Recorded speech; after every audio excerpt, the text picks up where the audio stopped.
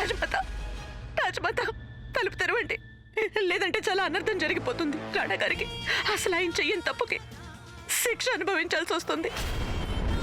నా మాంగళ్యం నాకు దూరం అవుతున్నా నేను ఇంకా పరాయిదాన్ని అవ్వలేదు కదా. నేను ఇప్పటికి కూడా జరుగుతున్న అరాచకాన్ని ఆపగలను. ఆ తూట దొరుకుతుందని ఇప్పటికీ నా మనసు ఖచ్చితంగా చెప్తోంది. ఆ దుర్గమ్మ నాకు ఇంతటి అన్యాయం చెయ్యదు. మీరు తలుపు తెరవండి. ఉండండి రాణి.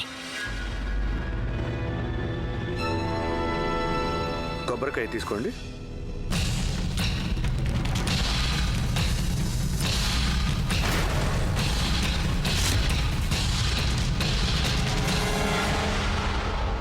తప్పకుండా రాణి.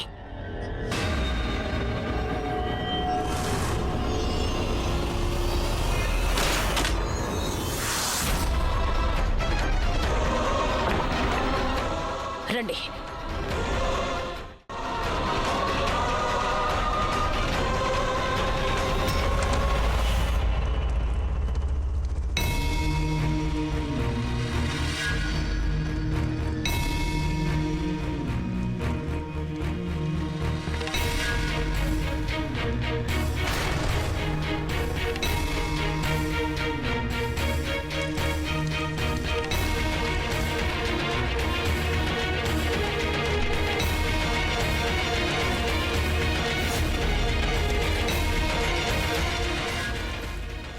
ఇక మీ వధూవరులిద్దరూ సప్తపదికి నిలబడండి.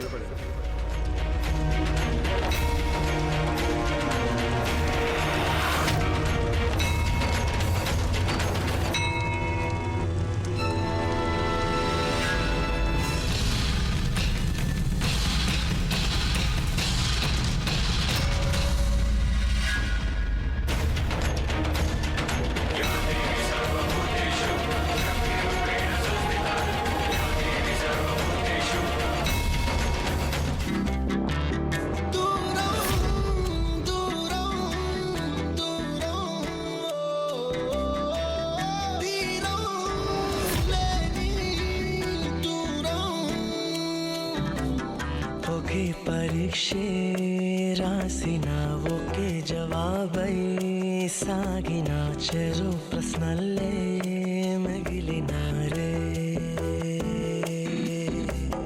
ఒకే పడవలో కలిసిన ఒకే ప్రయాణం చేసిన చెరు ప్రపంచం రాణి, చేరిన.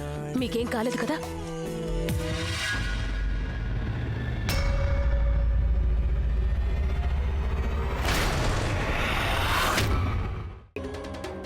నా సౌభాగ్యాన్ని నా నుంచి దూరం చేయకండి. నేను చెప్పేది నిజం, నన్ను నమ్మండి. పంతులు గారు, సప్తపదిలో చివరి ప్రదక్షిణ మొదలు పెట్టండి.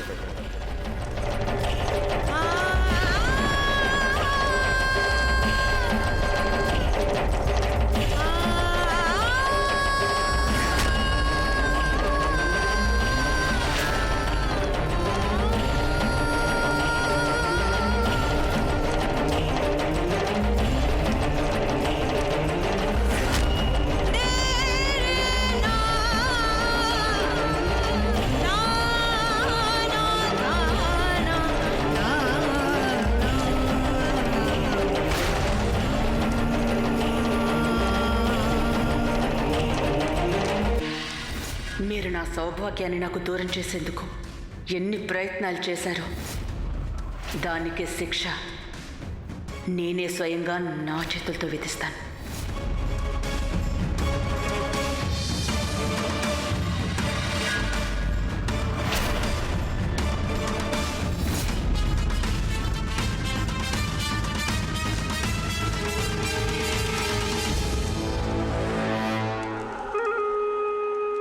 దీన్ని అంటారు పెదరాణి అమ్మప్ప గాని.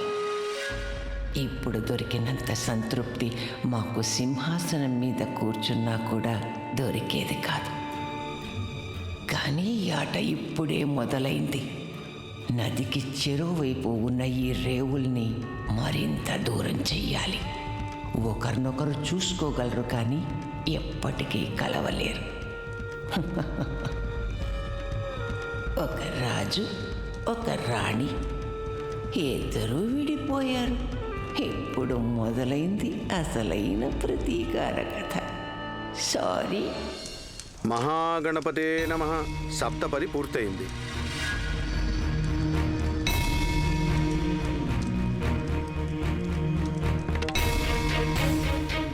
ఇక ఇప్పుడు వధువు నుదుటిన కుంకుమ పెట్టండి.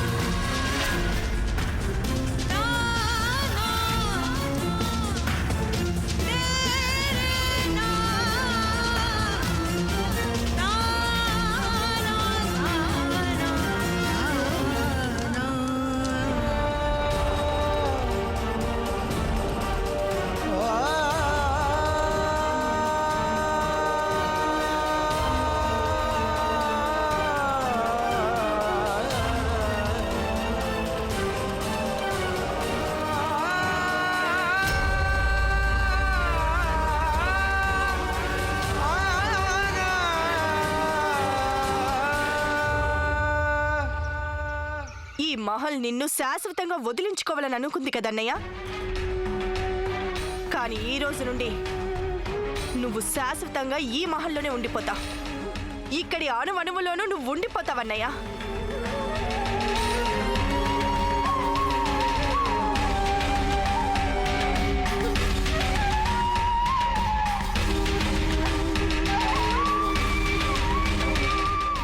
మేము నిన్ను మా నుండి ఎన్నటికీ దూరం కానివ్వమన్నయ్యా. గాయత్రి చేతుల్లో మీ పరువు పోయింది కదా, ఇక రాణా గారి చేతిలో నీ ప్రాణం. ఇక నేను ఆ ఇద్దరి హంతకుల్ని శిక్షిస్తాను. చాలా పెద్ద శిక్ష, పెద్ద శిక్ష. శభాష్ రాజేశ్వరి. నిన్ను చూస్తుంటే ఆనందంగా ఉంది. పెళ్లి హోమం కూడా నీ పొగని చల్లార్చలేకపోయింది. అగ్నికి అగ్ని తోడైతే అది ఆరిపోదు, మరింత ఎగిసి పడుతుంది. సరే విను, నువ్వు రాణా గారినైతే పొందావు, కానీ ఇప్పటికీ ఇంకా గాయత్రి రాణా గారిని విడిచిపెట్టలేదు. అది జరగాలి అంటే నువ్వు రాణా గారి మనసులో నుంచి గాయత్రి జ్ఞాపకాలను, తన ప్రేమని, పేరుని కూడా చెరిపెయ్యాలి. ఏమీ మిగలకూడదు. అదే వారికి వేసే సరి అయిన శిక్ష.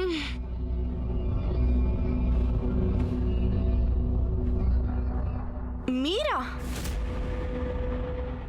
మీరు లోపలికి ఎలా వచ్చారా? నువ్వు ఇప్పుడు అడగాల్సిన ప్రశ్న, మేము లోపలికి ఎందుకు వచ్చామని. ఇదా శోభనం రాత్రి పడక ఏమాత్రం నలక్కుండా ఉండిపోయింది. చూడండి, ఇది చూడండి.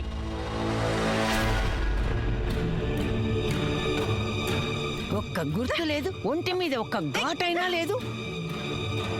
పరువు తీసావు.